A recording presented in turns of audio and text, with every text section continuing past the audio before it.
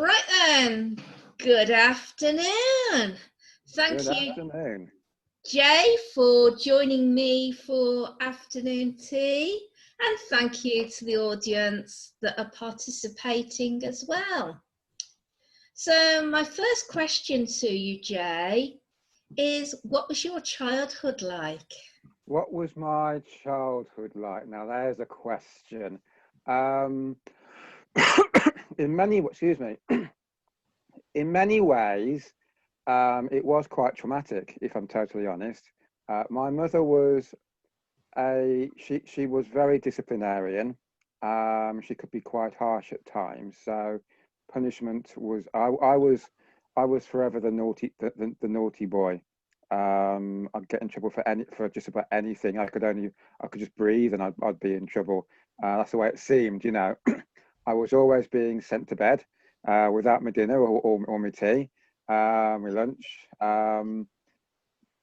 My brothers and I, we lived in constant fear of the strap, big belt hanging in the ceiling, in the kitchen. But on the positive side, one positive thing which which I think I can take away is because I started my speaking career at 8 years old, I've been able to develop a love for speaking, and I've learned how to get comfortable with on stage and how to combat the speaker nerves that we all get when we're standing up. Even now, 40 plus years later, I do still get nervous, and that's a good thing. And I've learned to use those nerves to my benefit. So yeah, like I said, my first speaking gig, if you will, my first speaking experience, public speaking experience, was at my mother's church. My mother was a Jehovah's Witness, well, she still is, and she took my brothers and myself to the church, and they encouraged us to do Bible talks. They called it a Bible reading, but it was more like a talk because you had to have draw a lesson from the passage that you were given, you were assigned, and you had to introduce the concept of the lesson. You could break in the middle to develop the lesson, and then you had to wrap it all up with the conclusion. So it was more like a talk, but it was about 5-6 minutes. So for starting out, it was a good starting place. But you know, that was something that I take away from my childhood experience, is the fact that I feel very blessed that I was able to learn to get comfortable on stage from a very early age. So that's something I'm very grateful for with regards to that side of my childhood. Yeah. Okay. And did you enjoy school? I enjoyed primary school, and I did have quite a few my close circle of friends at primary school.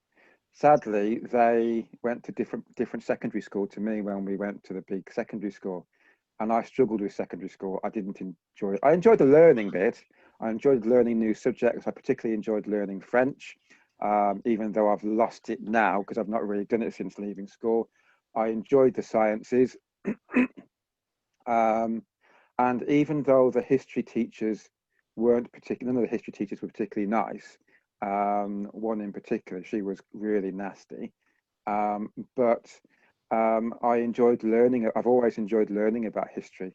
But the actual experience of school, secondary school, I was bullied. I was one of the people who was bullied because I was very shy, and you know, I wouldn't fight back. You know, and so yeah. But it stood me in good stead because it's made me a tougher person, you know, more resilient in my adulthood. So I think it's given me empathy as well. So I am grateful for the lessons, even though at the time it was not a particularly enjoyable experience. But you learn the lessons, don't you? You take the good you can from it. And did you have any other problems at school other than bullying? Was there any other problems? No, it was just the bullying, really. I think the fact that my dad was a policeman, serving police officer in the town, and some of the problem families, that the criminal families who sent their kids to the same school, they were the ones who instigated the bullying. If their uncle or their cousin or their nephew got arrested over the weekend or the night before, even if it wasn't by my dad, because my dad was a policeman, I was the little piglet, as they used to refer to me, you know. So they would take it out on me. But apart from that, you know,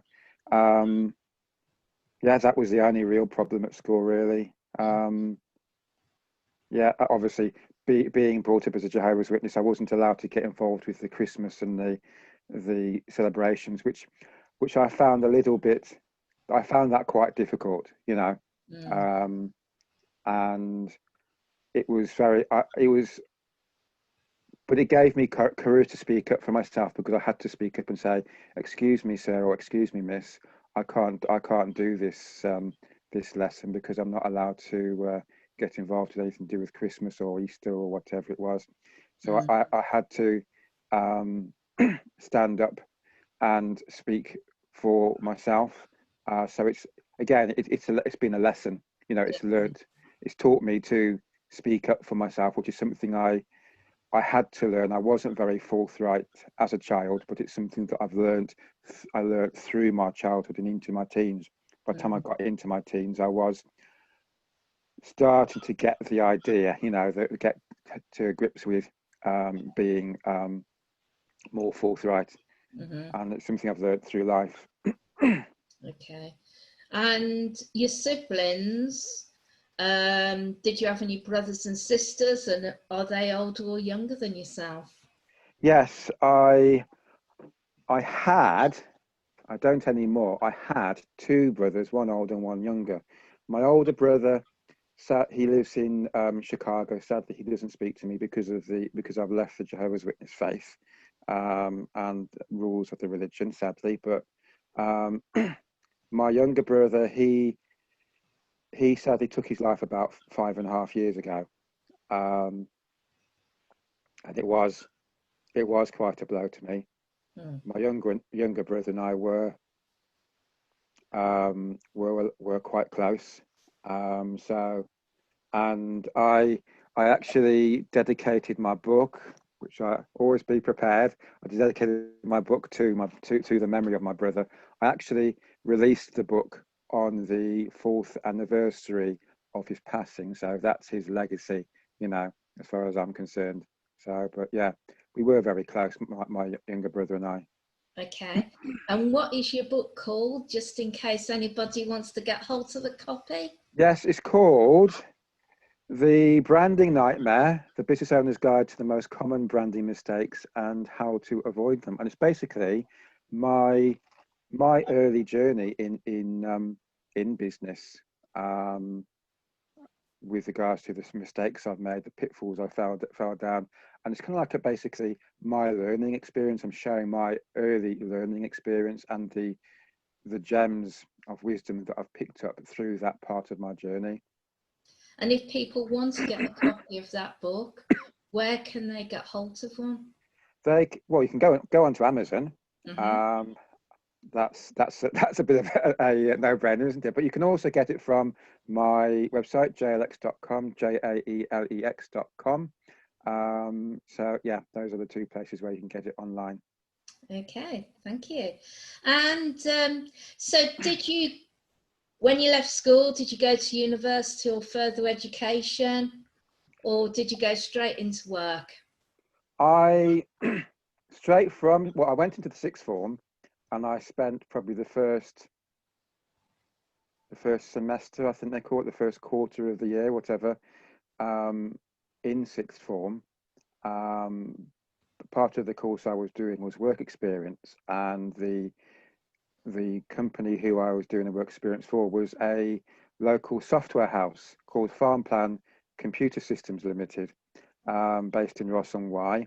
As the name suggests, Farm Plan, they wrote software for the agriculture industry. So cattle herd planning, crop rotations, whatever, you know. The guy who set the company up, a guy called, I can never remember whether it's Peter or Paul Scudamore, he was into horse racing. So we also had some stud management software packages. So that was my work experience, and a vacancy came up and I was offered the job and I took it. 12 months later, they made me redundant. And so I went to college and did a computer course. And on the strength of that, it was a YTS. So it was a kind of like a hybrid college stroke YTS. So there was some work experience. On the back of that, because I got the work experience, that was where I got my first proper IT job, computer job, working as a junior programmer, working for a company in Tewkesbury in Gloucestershire, here in the UK, for a company called Doughty Seals Limited. And I was a junior programmer, and I stayed there for about 18 months before, again, they made me redundant. I had a lot of redundancies in my time. So was that when you decided, because you've been made redundant a few times, that you decided to set up on your own? Well, my initial what happened was I was living in Tewkesbury. I'd gotten a flat in Tewkesbury, and once I lost my job, I thought, well, I've got to go back to live with my parents, you know, because I can't afford to keep the flat up. And just before I left, moved out, I happened to pick up the local paper, and there was an advert for distributors for a company called Clean Easy, which is a multi-level marketing company. And that was my first experience of self-employment. And it was hard work, but over I think I was about 22, 23-ish, about that time, maybe 21. I was in my early 20s anyway. And from that point on, for the next probably decade and a half, I ended up jumping in and out of multi-level marketing companies. And then when I lost my job at one of the local councils, where I was actually bullied by the management team, and I ended up being effectively pushed out. Well, that's the way it felt anyway. That was when I decided to actually set myself up as a virtual assistant. Heaven knows why I decided. Well, I'd always wanted to be my own boss, but considering the lack of self-belief I had back then, my self-belief had been completely crushed by my experience in that job, and it was rock bottom. So my first coach, right before she could give me business coaching, she had to give me life coaching to rebuild my confidence and help me to get over the PTSD, because I did have PTSD from the experience.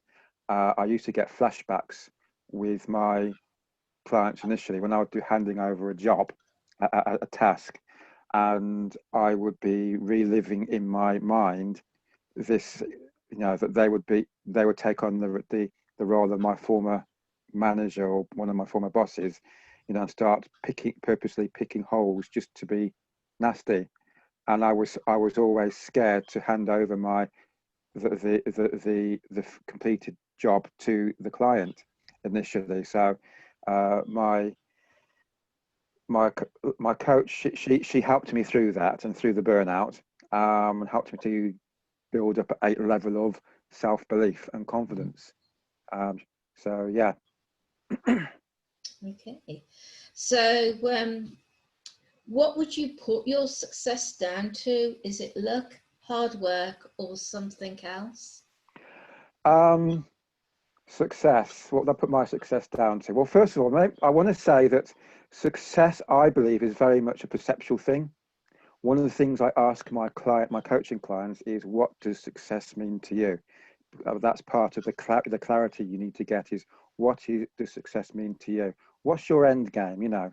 So, and I've had to identify that for myself as well, because I think that carries you through the episodes of imposter syndrome, which I'm surprised. I find it surprising how many business owners actually suffer with imposter syndrome. I've suffered with it myself, and I do still get it on occasion. And I have to sort of, because I'm able to check where I am with my definition of success. I can actually say, well, I am successful in what I do.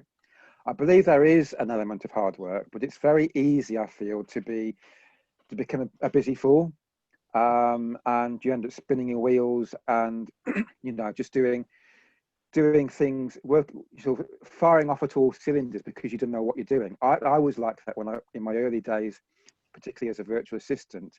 I hadn't got a clue about branding back then, and I hadn't got a clue about marketing. I hadn't got a clue what I was doing, and so I was firing off in all directions like a box of fireworks, So I've had to I made a point of educating myself. One of the acronyms that I learnt in my multi-level marketing days at one of the training courses, training sessions I was in, was labour under correct knowledge. That's what LUC stands for. It's all well and good working hard, but you need to be working according to knowledge. So you need to educate yourself. The other thing that I've learned is that the opposite of success is failure. Would you agree? Yeah. Yeah. So when you think about it, in life there are actually only two failures. The first is not starting in the first place. I have started. I'm here. The second is not getting back up when you've been knocked down. And that's something that I'm very much like a dog with a bone. When I set my mind to something, I'm going to do it. Persistence, I think, has been the key for me. One of my favorite quotes from Les Brown is, no matter how hard it is or how hard it gets, I am going to make it. I just love that phrase. No matter how hard it is, how hard it gets, I am going to make it. I just love it. And it is that self-belief. Yeah. I mean, I know that I could say, well, I'm not exactly where I want to be just yet. That I've got gold and I'm not there yet, but I'm getting there. I'm well along on the journey, and I'm walking my talk and speaking my brand. And I think that's the most important aspect of success, is to stay on the journey, to walk your talk and to continually be speaking your brand. And when you're doing that, then you start to believe in yourself, and you get to start expecting success and being prepared for success. And that, to me, is the definition of hope. Hope has been something which has kept me going through my darkest times. And hope is not just some airy fairy dreamers thing. It's not a dreamy thing. I've actually got an acronym for hope, if I can share that, if I may, please. HOPE. So it starts with having faith. You have to have faith. If you have faith, then you are open to receiving. You're opening yourself to receive. If you're open to receive, then you prepare yourself to receive. And once you've prepared yourself to receive, then you can expect to receive. And that, to me, is hope. It's very much linked to faith. If I can put a biblical twist on it, there's a passage in the book of Hebrews. I think it's chapter 6 and verse 1, I think it is, wherever it is, chapter 6, I think. Anyway, it says, faith is the assured expectation of things hoped for, the evident demonstration of realities before they've been received. So faith and hope, I feel, are very much linked, and that hope and that faith keeps you going through the challenging times, your darkest moments. It's kept me going, believing and having the faith that there's something better on the horizon, and that gives me the persistence. I think there is a certain amount of serendipity involved with success, being in the right place at the right time. And another thing which I learned in my early days, at a training workshop I went on through Business Link was that, and I think this is key. It's not what you know, and it's not who you know, but it's who knows you. Whose mind are you at the top of? There's a lady who wrote a book called Smart Networking, a lady by the name of Liz Lynch, and one of the things she says is top of mind, first in line. And this is where networking comes in. You know, I feel networking, for me, networking has been a core part of my own success. Not just from finding clients and finding suppliers, but also from building a support network.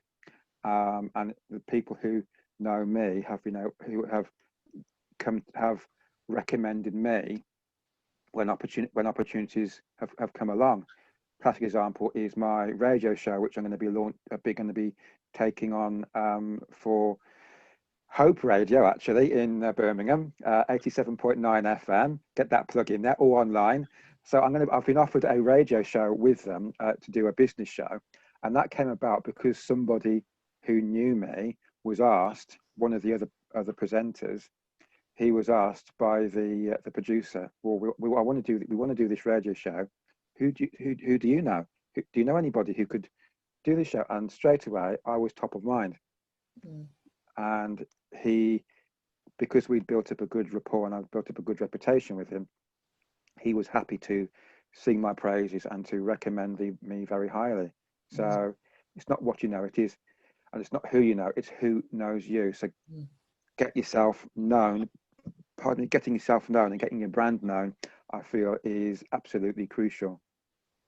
Okay. And how important would you say is branding to you being successful in business? I would say it's absolutely crucial, not just for success in business, but also for success for anybody who wants to get on in a career. I've long believed that everyone who wants to get on in life, whether that's in business, in a career, who wants to experience success, needs to create, nurture, and speak a personal, business, and or professional brand. You have to develop that brand. It's what you're known for. That's what your brand is. What are you known for?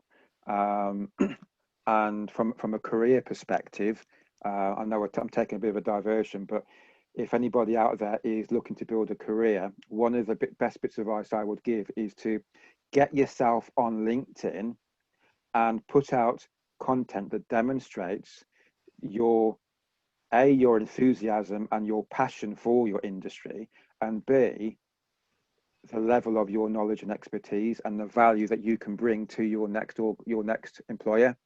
So, and you can make yourself headhuntable, and it's the same principle as in business, because a job is effectively your employer is effectively your client. You're selling your services, your expertise, and your time to that employer, that client. But it's the same with business. You make yourself headhuntable.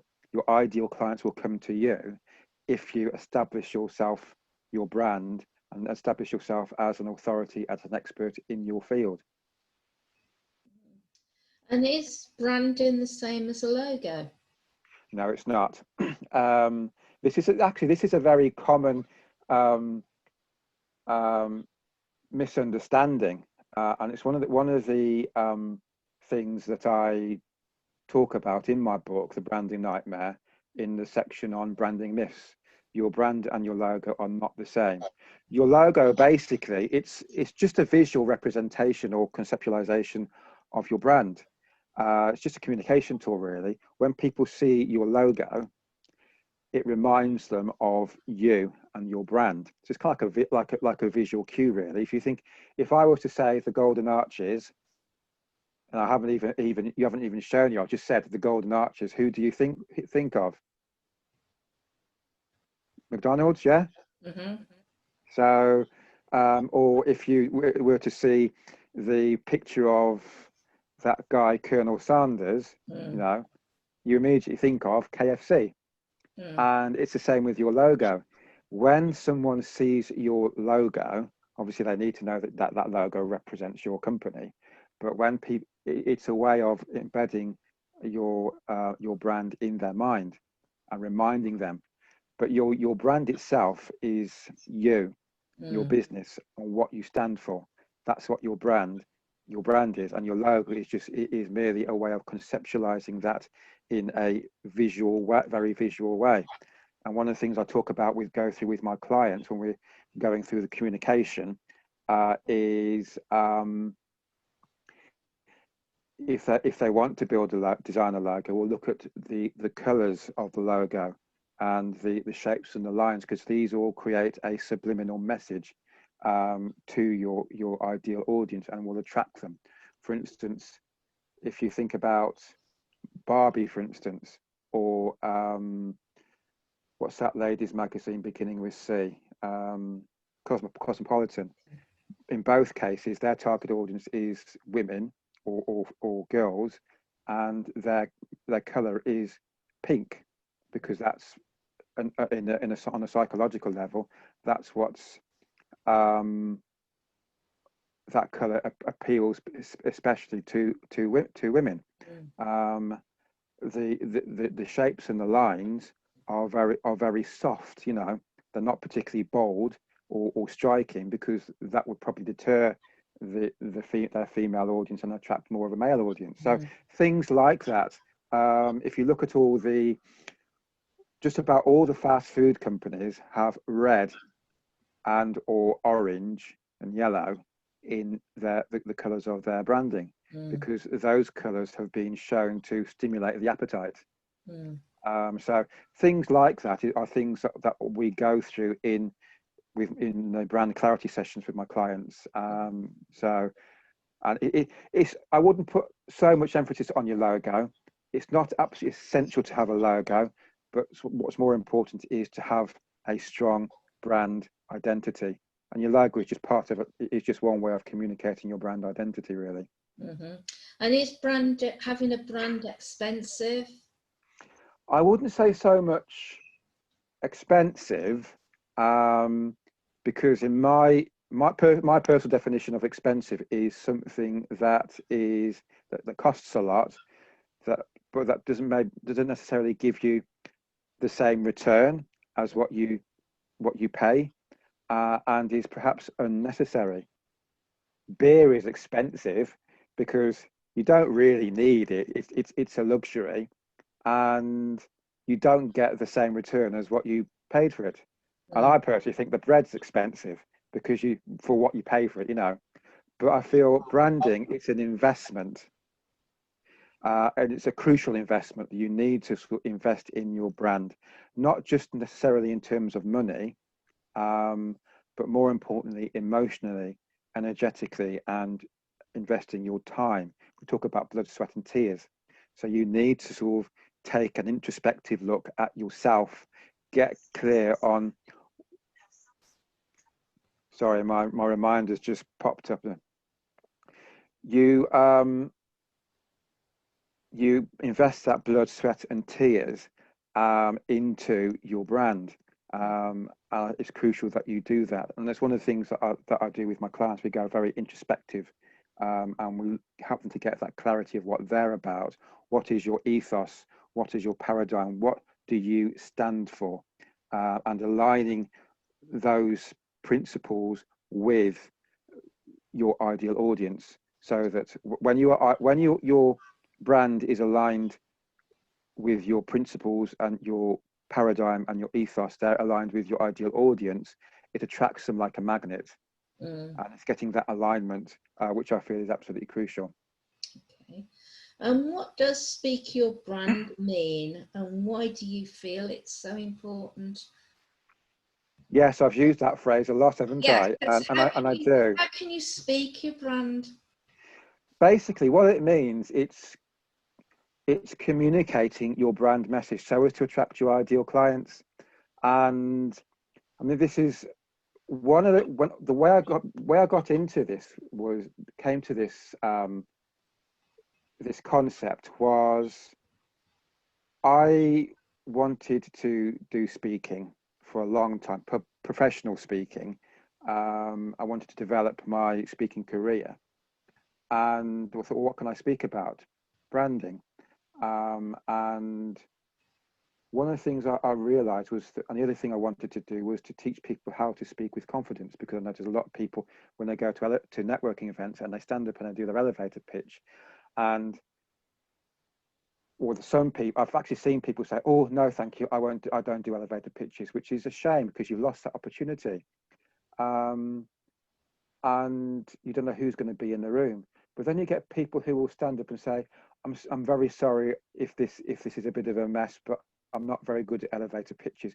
And all the people who will stand up and their body language is very sort of like insular, very, very defensive, and they're looking down. "Hello, my name's Jay, and I help people to speak their brand with confidence and with clarity and coherence. If you want to know anybody who needs my service, come and speak." It's not really very convincing, is it? You know, so I say to people, just stand up straight, be you, be proud of who you are. You are providing a service. Do your superhero stance. I am your superhero. I can solve your business problems. I can rescue you from your business challenges.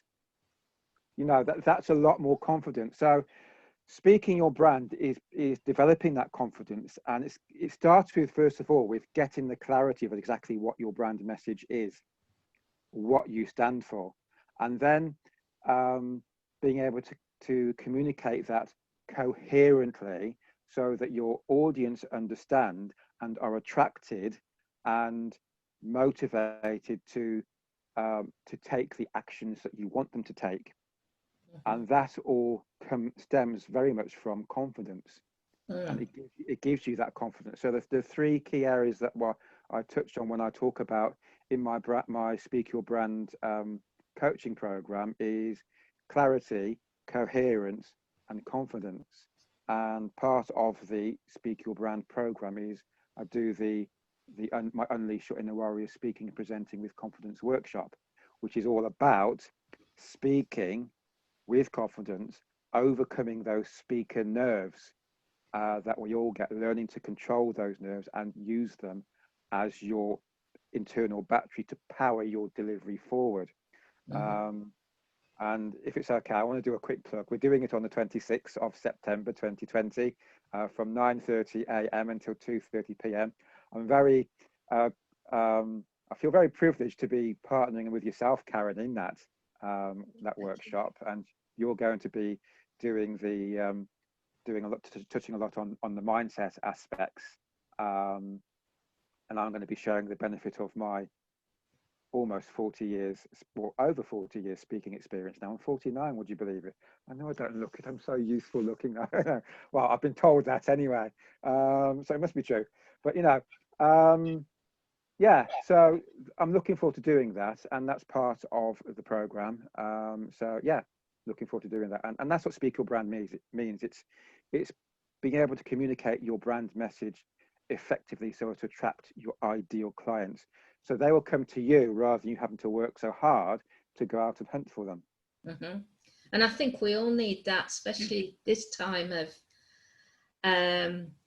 in life, with what's going on with the challenges in life. Absolutely, and we hear a lot about pivoting your business online, taking it online, and I will confess I found it a challenge myself. It's something that I have put a bit of resistance to, you know, because I'm never happier than when I'm standing up front of room in a classroom setting or on stage speaking to my audience, and we have this energy exchange. I feel, you know, I'm giving them the benefit of my experience and my expertise, and they are receiving it and feeling inspired by it, and I pick that up empathically. Everybody has a certain amount of empathy and empathicness within them, I feel. So there's that energy exchange, and the more I receive from them, the more I give out, and it's kind of like a very beautiful synergistic experience. So going online, I've had to I've had to learn, you know, to how to develop myself, and I'm looking forward to sharing that knowledge with other people on in an online setting. So it's going to be a new experience for me, and I'm looking forward to it. Mm. Can't wait. So, if you lived your life again, is there anything that you would change? I would have to say definitely yes. Although, if I were to change those things, would I be where I am now? We can all live the woulda, shoulda, coulda game, and I don't like to go down that route. I choose not to go down that route. Yes, I suppose if I was to talk to my younger self, I would have told myself to grow some bigger balls, shall we say, um, and to be more forthright a lot sooner, and to speak up for myself a lot sooner, because it was something that I really did struggle with, and I had to learn very. That was one of the hardest. Has been one of the hardest lessons for me, is to speak up for myself, and I think that's where I'm coming from with regards to speaking your brand. And one of the things I want, one of the directions I want to take that in, although I will still focus very much on um, teaching other fellow business owners to speak their brand and with confidence. One of the other avenues I want to go down, and I feel myself being drawn down into, is working with and helping my fellow men, other men, who, especially businessmen, who are having to battle with their own mental health demons, their own self inadequacies, lack of self belief, lack of confidence, and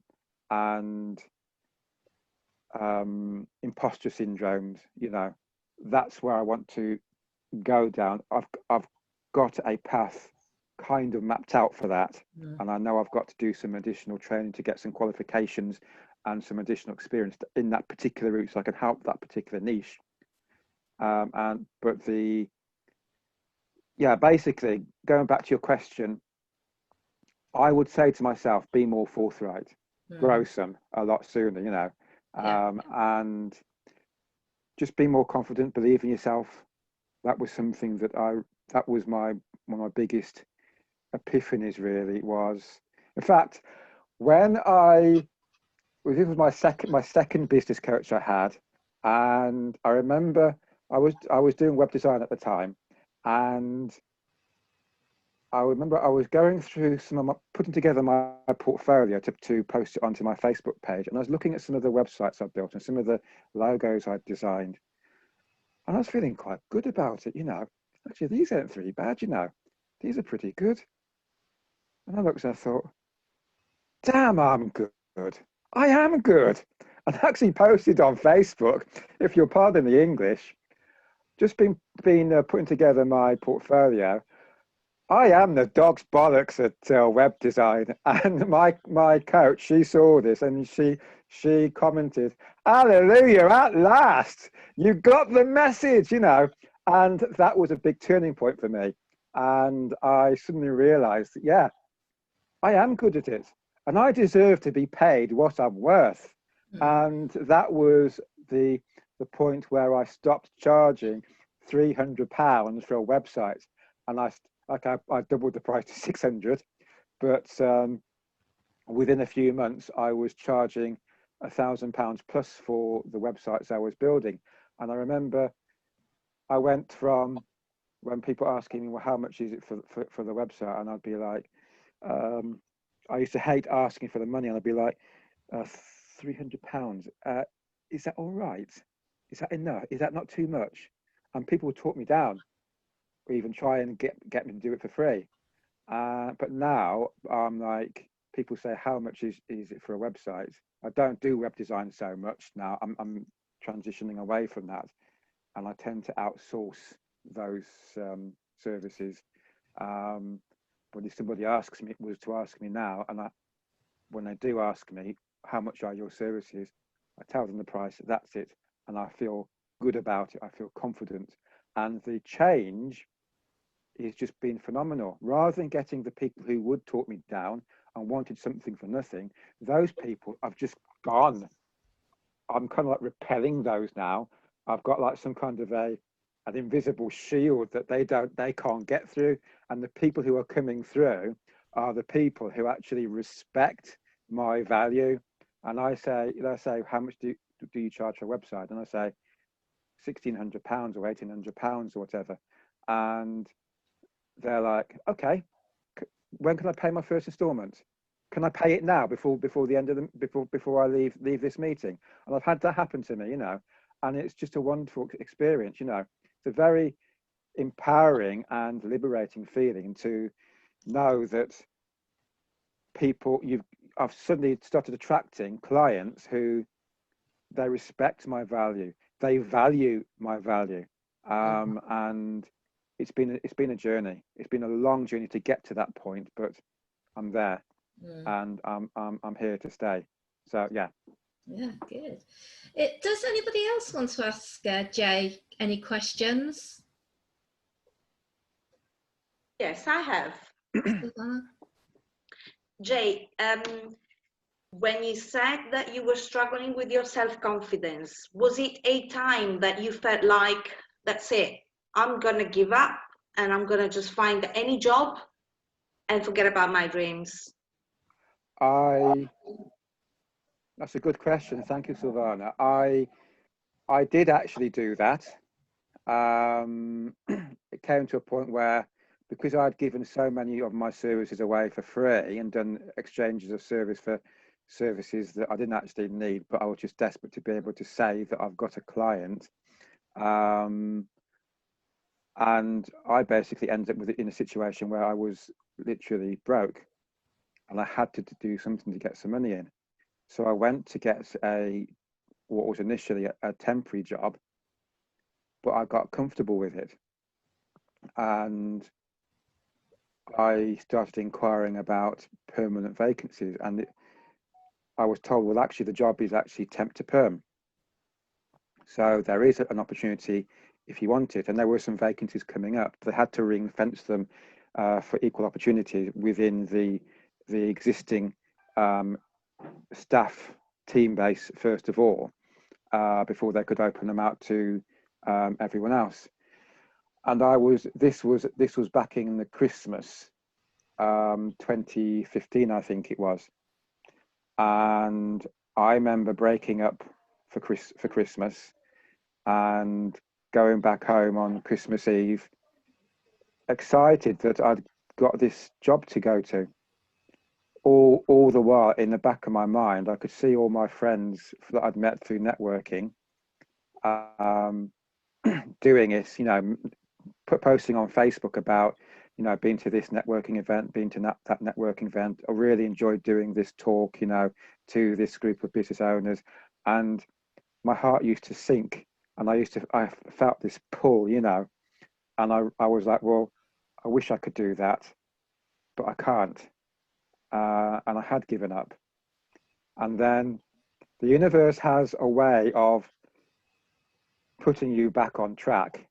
And I woke up New Year's Day 2016 thinking, well, looking forward to going back to work and applying for this job, which I knew was going to come available. And I was all excited.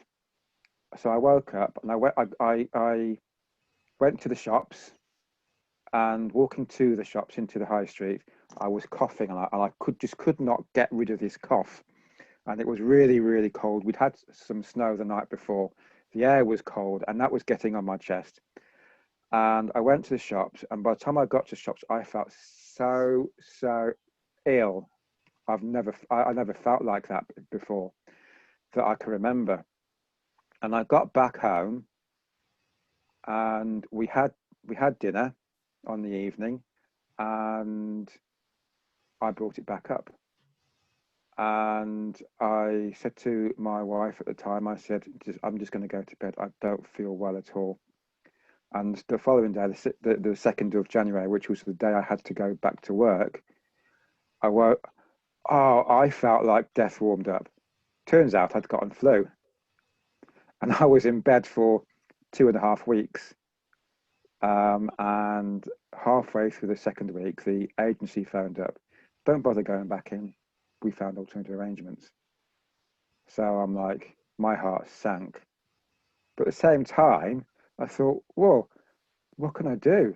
I've got to go back into self-employment. That's the only thing I know. So if that hadn't have happened, I would have I wouldn't be sitting here now.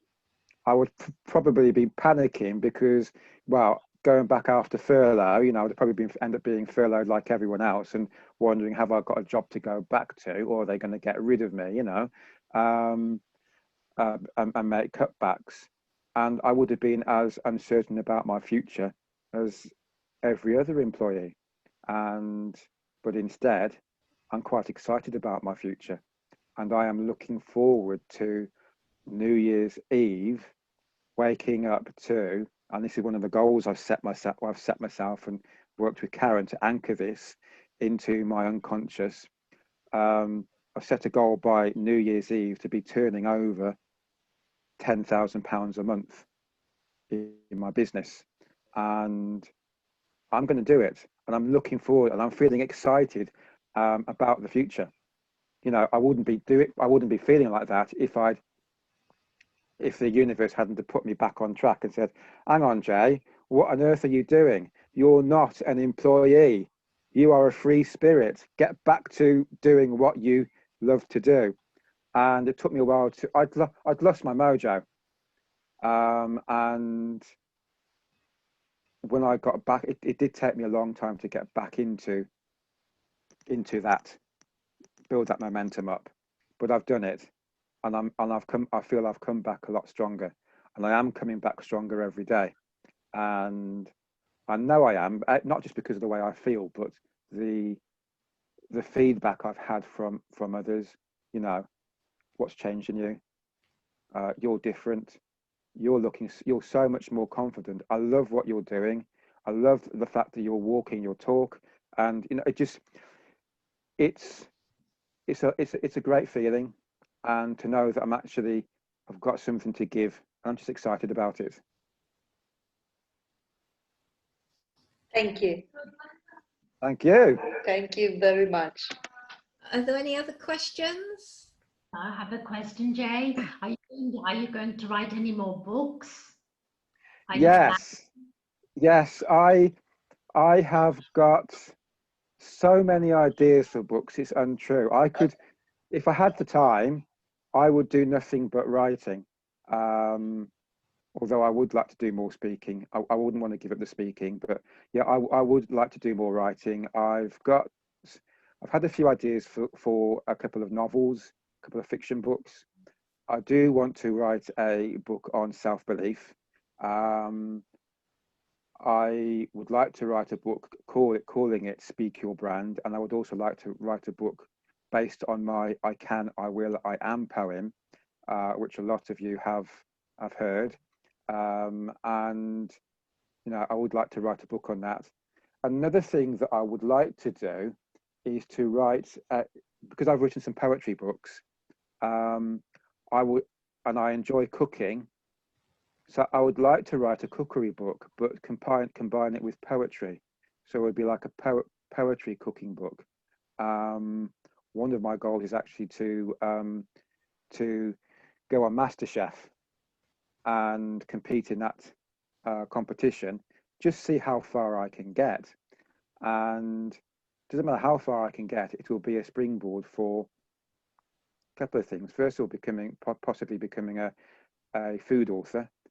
And secondly, I do actually want to open up a restaurant. One of the things on my bucket list to open up a restaurant, and I'm actually going to name it after my brother, my late brother. So yeah, I've answered a bit more your question there than you asked, but thanks, a great question. Thank you.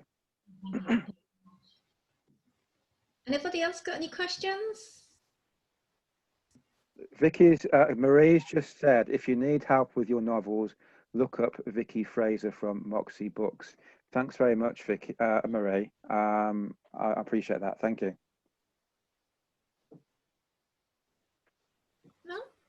No more?